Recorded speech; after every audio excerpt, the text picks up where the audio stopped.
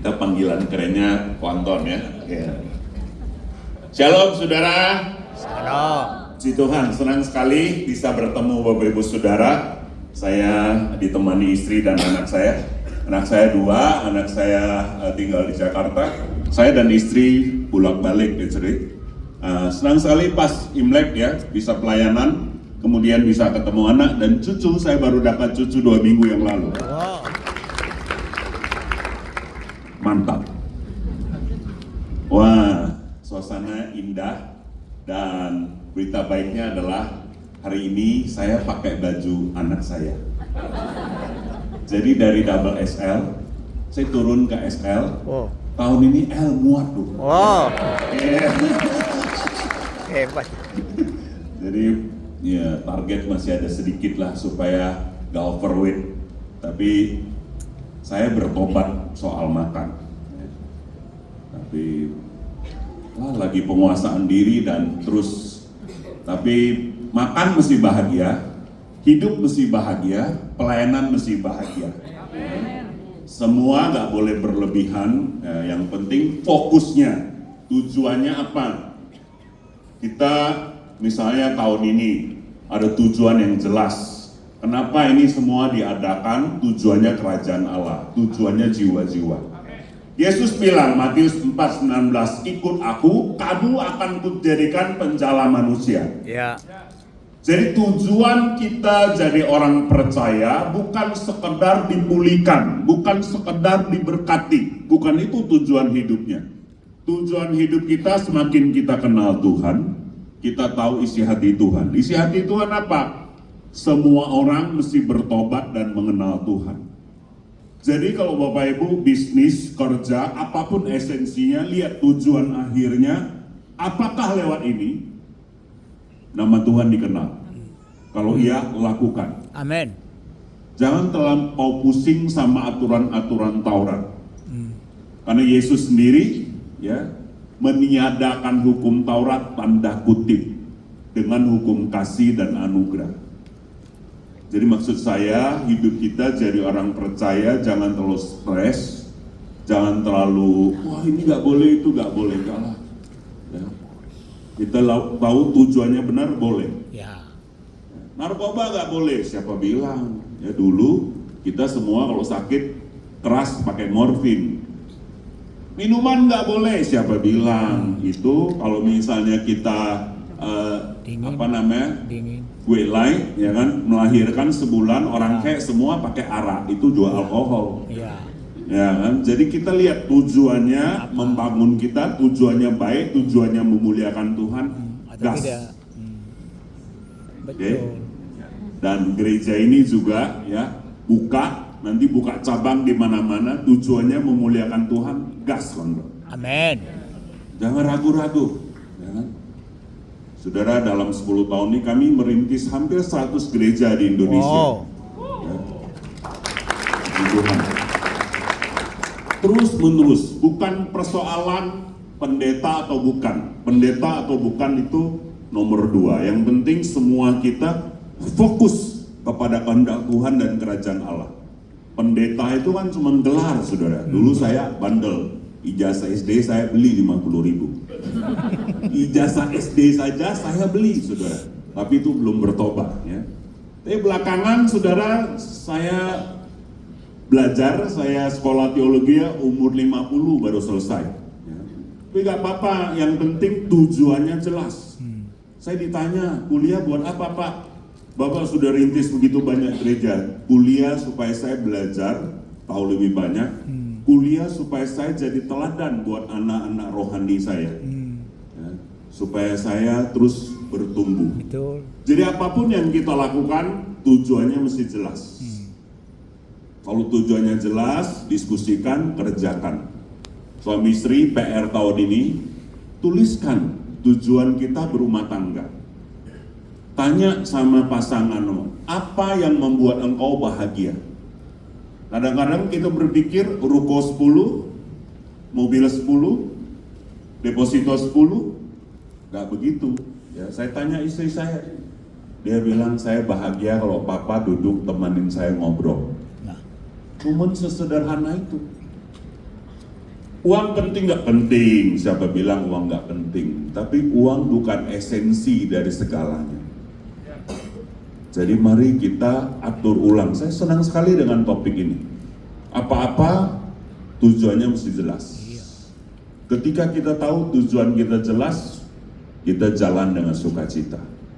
Nah, hari ini kita mau belajar sedikit hubungan budaya Chinese dan kekristenan. Yang Chinese belajar, yang bukan Chinese juga belajar. Tujuannya apa? Jiwa-jiwa. Supaya kita tahu ya, apa kaitannya sama Kristus, bagaimana kita jangkau. Saya percaya Tuhan hadir di semua budaya, bukan cuma di budaya Chinese. Betul.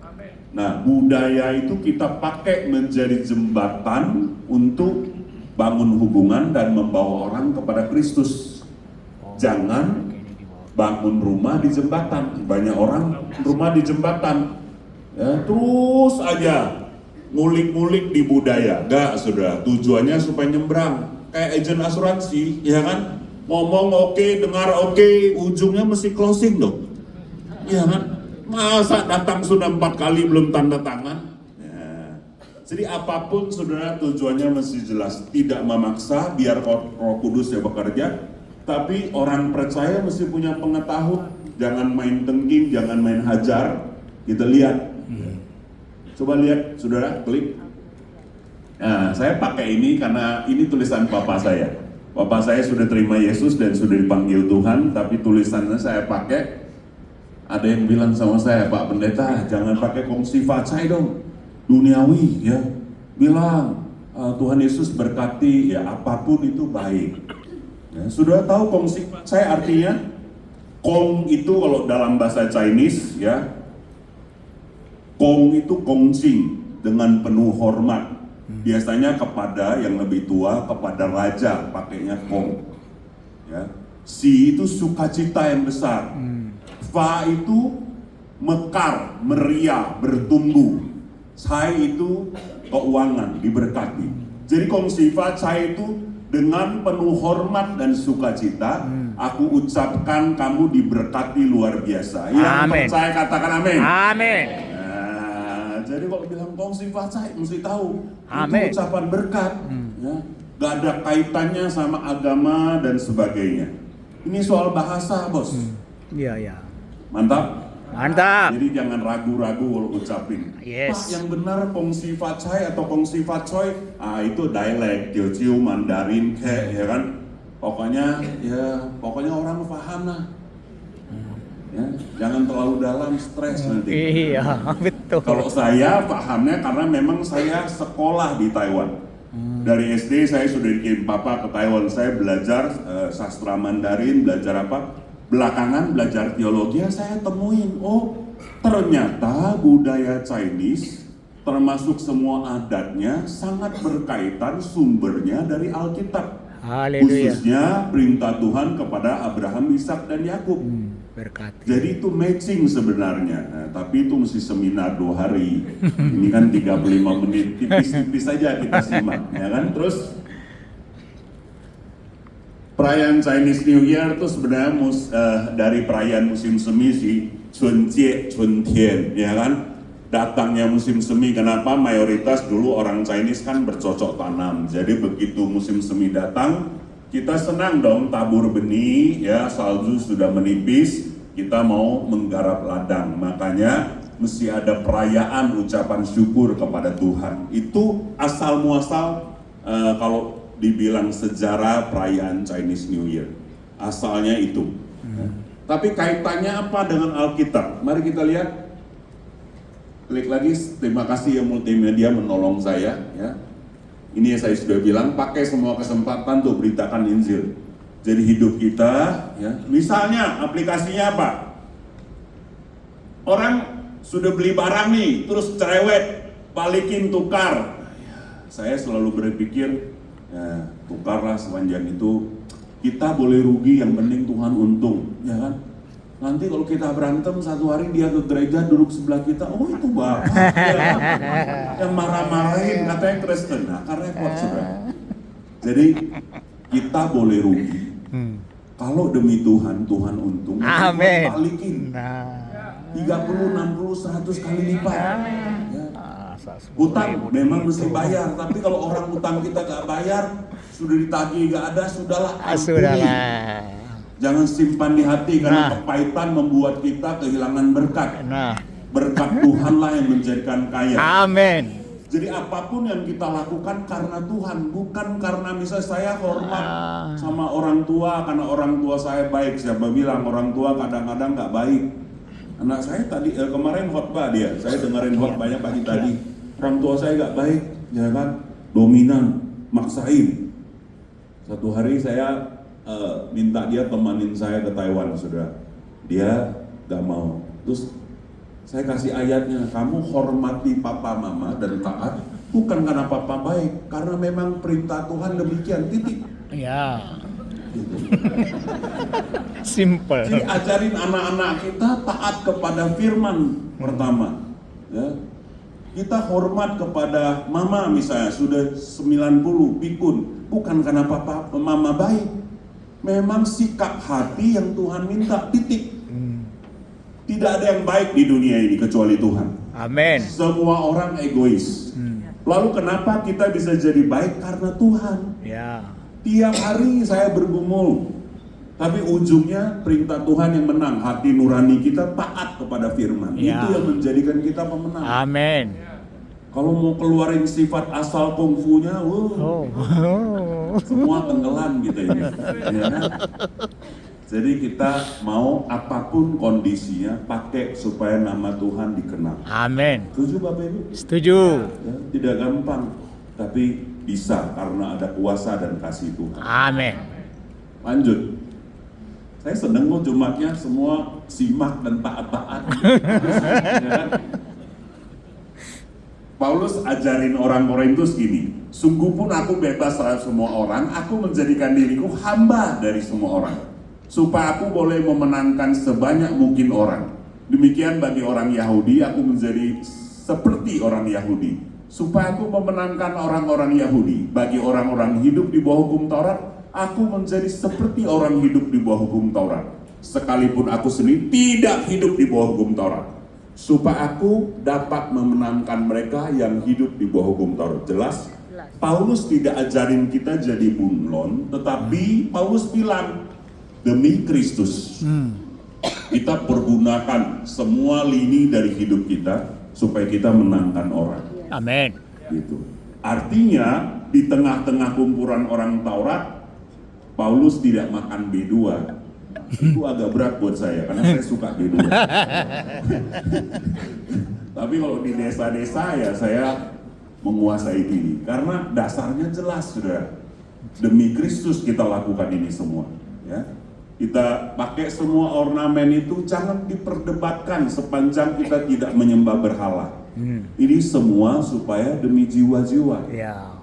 Ada ratusan orang-orang yang usianya tua, jauh di atas saya, kami baptis. Di gereja yang saya dan istri rintis di Jambi, jemaatnya ada 1000 lebih sekarang, multi jadi 9 ibadah, karena saya sejak 5 tahun lalu sudah menyerahkan tongkat pengembalaan untuk merintis Indonesia. Tapi mereka banyak orang tua, terus orang tanya saya, Wahyu muda, waktu itu kan usia saya 30 lebih. Kenapa banyak orang tua yang ikut? Ya sederhana, karena saya di tengah-tengah orang tua menjadi seperti orang tua. Apapun yang dia bilang, ya om, benar om. Kuan Kong hebat kan? Iya om, Kuan Kong memang sakti om. Apa yang sakti dari Kuan Kong? Dia memang jenderal perang, hebat dia. Ya. Terus si om tanya saya, Kuan Kong sakti, Yesus sakti, kenapa kita gak sama-sama sembah? Wah, saya bingung ditanya gitu. Ya kan, Tuhan tolong saya, bahasa roh kecil-kecil. Ini gimana ini si om di depan mata? Tuhan munculin, Kuan Kong sudah meninggal, gak hidup lagi. Yesus sudah meninggal, hidup lagi. Amin. Keren, keren. Itu yang berbeda. Jadi Yes. kalau om ikut Yesus nanti udah meninggal, Hidup om lagi. hidup lagi ke surga. Amin. Sudah tahu? 10 tahun kemudian dia dibaptis. Haleluya. Oh, keren, keren. Dia sakit waktu itu, di Moni di Singapura, terus dia suruh anaknya, ya, cari itu pendeta. Siapa Pak? Pendeta Bapak usir semua. Bukan, yang dulu, yang mukanya kayak Zulaihud. Lalu saya teng ke Singapura, balik hari cuma untuk baptisi Om. Oh. Oh. Bagus saudara, jadi sederhana hidup ini, ya. Untuk apa kita menang debat tapi Yesus kalah? Ya. Mesti tahu esensi hidup, fokus hidup kita Kristus. Mari kita lihat lagi. Ya, ayatnya nanti baca sendiri panjang, klik aja. Ya, ini prinsipnya sudah benar. Yang kedua adalah ingat, Yesus tuh bukan agama orang barat. Oh, kamu percaya Yesus? Ya, apa saya bilang? Kamu jadi ikut orang barat boleh. Jangan lupa lo sama nenek moyang kita. Siapa bilang? Nenek moyang orang Chinese 4.000 tahun lalu menyembah Allah di Gunung Taisan, ya. Di dalam sejarah Chinese Macien sudah tulis, itu seperti Abraham, Ishak dan Yakub menyembahnya. Tidak ada garu dan sebagainya, tapi pola penyembahannya, saudara, seperti yang Alkitab ajarkan. Mari kita simak sedikit. Ini sejarahnya, ya. Terus klik lagi. Sudah lihat Buddha, Konghucu, Taoisme itu di 500 tahun sebelum Masehi. Tapi 2500 tahun sebelum Masehi, zaman Kaisar Huangdi, orang Chinese sudah menyembah kepada Sangti. Ya. Jauh sebelum semua adat istiadat dan budaya dari Taoisme dan Buddha ada. Kita mesti paham, kita ini balik ke akar, bukan ikut-ikutan orang bule, tidak begitu. Terus salah satu contoh, ya, Keluaran 12. Ini sejarah Chinese New Year sama budayanya berkaitan sama Alkitab. Waktu malaikat maut datang, ya kan, kemudian Tuhan memerintahkan orang Israel potong kambing domba, kemudian oleskan darahnya di mana? Pintu kiri, pintu kanan, dan atas. Dari dulu kalau Chinese New Year selalu disuruh pasang merah-merah. Sekarang di mall kan jual tuh. Zaman dulu pakai tulis. Saya tanya sama Ama ini kenapa? Supaya heng, hoki katanya. Saya tanya, lama-lama Ama nggak bisa jawab, marah sama saya. Anak kecil banyak tanya, ikut aja. Wah, saya pusing, ya kan? Akhirnya saya belajar, oh ternyata ada filosofi di balik itu, ya. Menurut orang Chinese, ya itu supaya hoki. Tapi sebenarnya menurut saya itu dari Alkitab. Darah itu kan merah. Zaman dulu dikasih darah, kemudian semua anak sulungnya selamat. Sama orang Chinese, ketika Menara Babel terus diterjemahkan, ya. Darah, makanya kalau kita sembahyang orang Chinese dulu mesti potong darah, ya, potong bebek, angsa atau B2, namanya Pai San Sen, ya. Darahnya dikasih garam, dikudek-kudek. Nah saya bantuin Ama dulu, bantuin. Tapi maknanya gak paham. Ternyata setiap kali pengampunan dosa di Alkitab ada penumpahan darah. Tapi sekarang kenapa kita tidak lagi hari raya kurban? Kita tidak lagi sembahyang dengan begitu banyak karena darah Yesus sudah tercurah. Amin.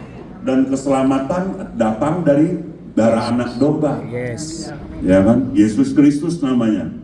Jadi kita bolehlah tempel-tempel, tapi maknanya saudara kita kaitkan. Saya jelasin ini sama banyak orang tua, hanya mereka paham dan terima Yesus. Ya. Khususnya orang tua yang sekolahnya tinggi, yang di Chinese, Beijing.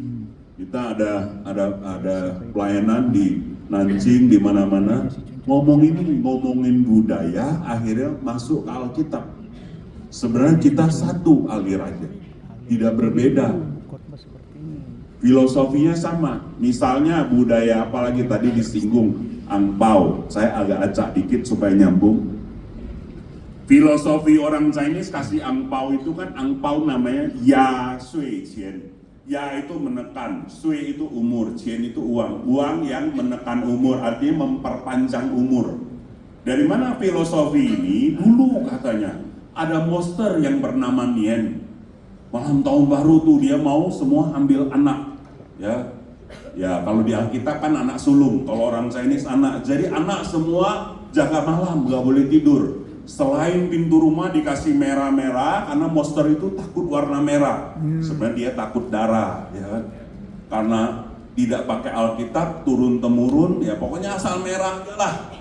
Nah, monster itu akan datang mencuri anak, maka anak dikasih mainan uang logam yang dulu ada bolong di tengah. Belum ada BI, dulu nggak cetak duit bos, ya kan? Uang logam, jadi angpaunya dulu pakai benang merah, terus kemudian disuruh main, jaga malam nggak boleh tidur.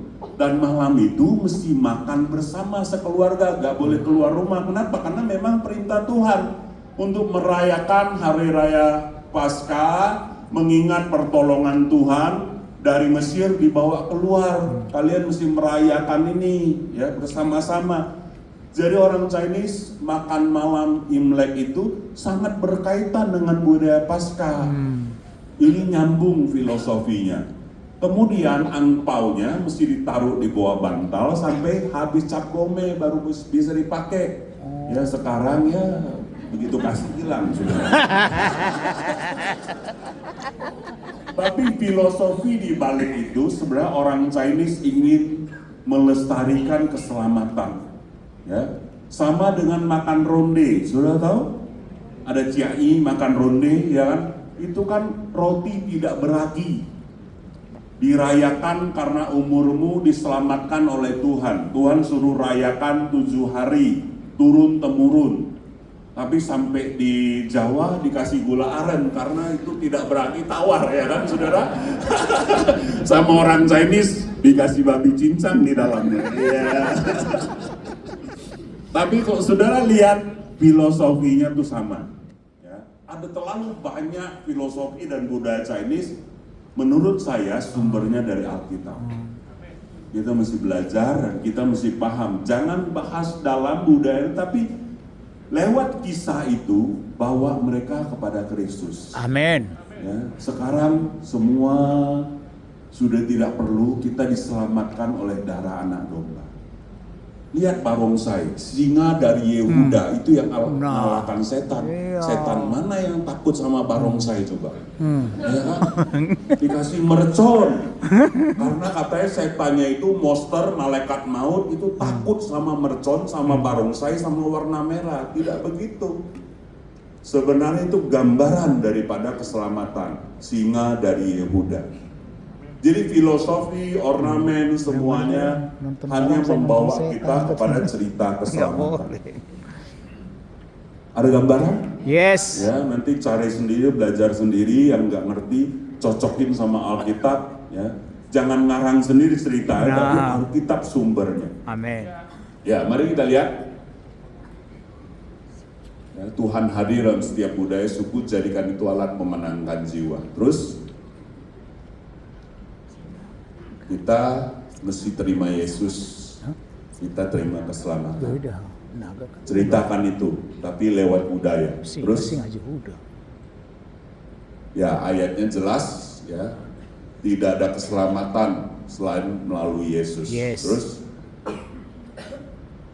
nah balik dulu ke gambar-gambar tadi, ya sebelum ini sakti ini, tapi kita simpan.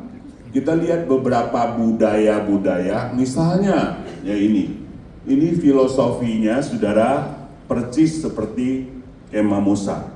Ada kaki Dian, ya, sama orang Chinese digambarin lilin, ya kan? Ada roti, tabut betul. Kemudian jadi bakpao, ya kan, saudara? Ya. Ada emas, kemenyan, garu jadi hiyo. Jadi sebenarnya ini jangan ditengking-tengking saudara. Ini filosofinya dari Alkitab, cuman terjemahannya beda. Coba kalau dulu orang Chinese ingin menanyakan kehendak Tuhan kan pakai puak-pue kan. Sudah tahu puak-pue? Ya kan? Tanya kehendak Tuhan, oke apa gak oke. Nah di Alkitab itu apa? Urim dan Tumim, alat menanyakan kehendak Allah. Sampai sekarang konten pakai. Kenapa kita tak pakai lagi? Karena Tuhan bilang, aku akan bicara hati nurani. sembahlah aku dalam roh dan kebenaran, gitu. Jadi sebenarnya kalau saudara paham melihat dari kacamata keseluruhan, budaya-budaya orang Chinese mencari Tuhan, sebenarnya mereka merindukan keselamatan. Sekali lagi, jangan ditengking, tapi doakan, jelasin, bawa mereka kepada keselamatan kekal yang lebih simpel dan sederhana. Yes. Ya, lalu pertanyaan berikut, Pak, boleh gak gantung lampion, ya kan? Boleh gak ada apa lagi? Nanas dan sebagainya. Coba lihat foto-fotonya, bantu saya ingat, ya kan? Nah ini sudah, nanas itu apa? Orang Hokkien kan bilang nanas tuh ong lai. Ong itu artinya mekar, luar biasa, diberkati, kemudian lai itu datang. Jadi kasih kamu nanas, gantung nanas, supaya rezekimu datang melimpah-limpah. Sesederhana itu. Jadi kalau mau gantung, gantung aja, tapi kita tahu berkat Tuhan lah yang menjadikan kita diberkati. Amin. Bukan nanas, tapi nanasnya nggak salah. Jangan disalahin saudara. Ditengking Ya. malah. Saudara tahu cerita lampion? Wah ini panjang seminar lampion. Satu hari di satu gereja di Jakarta gede, ribut antara pendeta sama majelisnya. Habis itu telepon saya di Jambi. Pak Julius, tolong jelaskan dulu. Kami mau gantung lampion, ya partai majelis model gelodok. Kemudian ada partai pendeta lulusan seminari. Ini pusing. Saya bilang tujuannya apa? Ya supaya orang-orang bisa datang, bisa meriah. Kalau tujuannya itu gak apa-apa, lampion gak salah. Sama dengan pisau kan, kita di SPK belajar kan. Kalau kita pakai buat membunuh, ya bisa. Kalau buat masak, motong bawang, bisa jadi puyong hai, barongsai. Jadi gak salah sama lampionnya. Tapi sudah tahu, ya ada cerita, banyak cerita legenda mengenai lampion. Salah satunya adalah Raja Surga satu hari murka, mau memusnahkan bumi. Lalu datanglah orang bijak, bagaimana ini? Ya, karena mau dibakar nih akhir zaman. Datang orang bijak, suruh semua cap gome kasih lampion supaya tidak dimusnahkan penduduk bumi. Begitu Raja Surga lihat, oh ya semua udah merah, udah terbakar, udah selesai. Itu filosofi. Tapi bulan pertama tanggal 15, sudah tahu Israel disuruh keluar, ya itu di 14 malam cap gome. Hari itu semua dimusnahkan anak sulungnya. Pinter banget. Jadi kalau saudara gandengkan, filosofinya ketemu. Nah. Sama, menghindari api, kasih warna merah supaya kita selamat. Cuman yang situ kan, kalau kita logika, masa Raja Surga gampang sekali ditipu. Cuman jangan ambil yang negatif, saudara mesti tahu filosofinya. Sedikit, mumpung ini pertama kali saya khotbah, sedikit. Sudah tahu cerita Sun Wukong? Sun Wukong pernah dengar Kerasakti? Nah, Kerasakti itu adalah manusia super yang gak mati-mati. Apa tugas mulianya dia? Mengiring suhunya, si Buddha itu, untuk pergi ke barat, mendapatkan kitab kebenaran. Oleh kitab kebenaran itu seluruh penduduk bumi diselamatkan. Dan apa keajaiban suhunya? Barang siapa makan darahnya, minum darahnya, makan dagingnya, dia peroleh hidup yang kekal. Nah, Sun Wukong ini disuruh giring. Ya. Lalu bedanya adalah Sun Wukong memakan buah persik yang 6 hari diciptakan, 6.000 tahun. Waktu Sun Wukong makan dia jadi sakti, tapi Alkitab bilang si Adam makan jadi mati. Itu beda saudara. Tapi sebenarnya buah persik ini milik penjaga surga yang wanita. Jadi mulainya dari Hawa. Wah saudara kalau gandengkan itu beda lagi cerita. Tapi semua legenda Sun Wukong mengartikan saudara mereka juga mau hidup yang kekal. Sederhana, gak usah uber-uber suhunya Sun Wukong. darah dan tubuh Yesus membuat kita hidup kekal. Amin. Amin. Jadi mulai hari ini kalau saudara lihat Buddha yang aneh-aneh, saran saya jangan ditengking-tengking, doakan dan jelaskan, bawa mereka kepada keselamatan. Yes. Buktinya apa? Salah satu raja China namanya Kangxi, dia juga terima Yesus. Dinasti Qing, Raja Kangxi ini, slide saya yang terakhir, itu dia di zaman pemerintahnya China mencapai kejayaan puncak. Nah, tulisannya ini, saudara, sekarang yang asli ada di Museum Taiwan, Kukong Guoyan. Coba lihat, klik lagi. Saya bacakan kutipannya ya. 天门久为出人臂，福禄前世圣子通。我愿接受神圣子儿子平门的永生。Artinya adalah pintu surga sudah ditutup karena dosa manusia pertama. Jalan menuju keselamatan melalui anak satu-satunya. Saya menerima anak kudus Allah melalui dia Yesus, dan saya menerima hidup yang kekal. Ini tulisan asli Raja Kangxi, ya. Ada tanda tangan dia dan ada di Museum Taiwan sampai hari ini. Jadi kalau kita bilang, wah orang Chinese mesti sembahyang ke sana. Raja Chinese saja bertobat terima Yesus.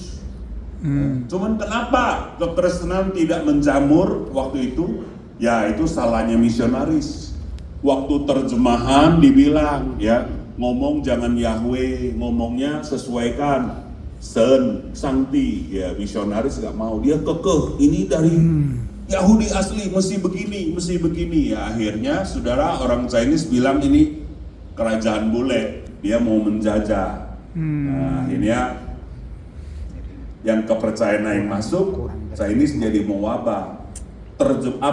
Pelajaran buat kita orang Kristen sekarang, jangan kekeh sama pendapat kita. Ya.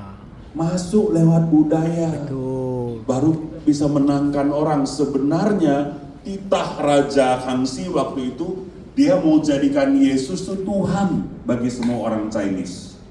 Hanya saja misionaris dari Roma ngekeh, ya, mesti pakai jas, mesti begini. Ya ilah, sudah, ini kan cuma luarnya saja. Betul. Kalau Yesus lahir di Padang, perjamuan kudus kita rendah, bos. Kita semua pakai sarung. Jangan hiraukan yang tidak esensi. Ya. Mesti kita lihat yang esensi. Perdebatkan yang esensi, pegang yang esensi. Maaf ya, kadang-kadang orang Chinese bilang, wah ini orang tua saya ini meninggal, anak ada 5, 2 Kristen, yang 2 lain, berebut nih gimana? Telepon saya, Kohyong nih gimana? Aduh, yang penting papa sudah kita lain terima Yesus kan? Ya. Rohnya sudah di surga, maaf. Papa mau dikuburin baring, kuburin berdiri pun, papa sudah di surga. Jangan main-main, di Hong Kong tanah mahal, ya. Ada filosofi berdiri, sekarang ada yang dibakar. Bukan karena sengaja dibakar, karena memang situasi dan kondisi. Ya. Kita mesti lihat yang esensi. Betul. Apakah orang kecelakaan di pesawat kemudian nggak masuk surga? Kata siapa? Jadi saudara, jangan berdebat. Ujungnya bawa orang. Saya perhatikan orang bisnis lebih keren. Wow, customer marah-marah, cak kopi, ya kan? diskon. Yang penting ujungnya lu beli. Ya. Ngapain ngotot berdebat? Tanggal 18 Januari saya diminta kemarin untuk hadir di Natal salah satu STT. Saya nggak bisa, tapi saya kasih video 2 menit. Saya bilang harapan saya STT sekarang melahirkan hamba Tuhan yang bukan jago debat, yang bukan sekedar tahu teologi, tapi rintis banyak gereja bawa orang kepada Tuhan. Amin. Sama dengan dokter, bukan cuma tahu penyakit, bukan cuma ahli debat penyakit di YouTube, tapi buka puskesmas di mana-mana supaya masyarakat diobati. Amin. Haleluya. Yes. Jangan jadi orang Kristen yang jago terus begitu, sudah, kecuali sudah mau ujian S3. Disertasi. Ya. Geologi itu boleh lah. Oke, ya paham esensinya. Jadi coba klik habiskan ini 5 menit paling akhir ya. Sudah lihat karyanya telah diselesaikan di kayu salib. Ini tulisan Kansi, meneteskan darah seperti sungai, aliran dalam rahmat yang mengalir dari barat. Terus ini tulisan asli, soft copy-nya. Terus gambar rajanya ada. Nah, tuh lihat sudah. Dia terima Yesus tuh sungguh-sungguh. Jangan sampai kita sudah, nenek kita, kakek kita, orang tua kita belum terima Yesus. Raja Chinese saja terima Yesus. Dia paham akan keselamatan. Jadi mari kita muliakan Tuhan, beritakan Tuhan lewat hidup kita sehari-hari. Ada banyak tempat yang konton saya gak bisa jangkau, tapi Bapak Ibu tiap hari jangkau. Ya, ceritakan itu. Doakan, buat kesempatan supaya orang-orang yang di sekeliling kita bisa terima Yesus. Amin. Itu saja pesan saya. Amin. Tuhan Yesus berkati. Haleluya. Shalom. Kita mau berdoa.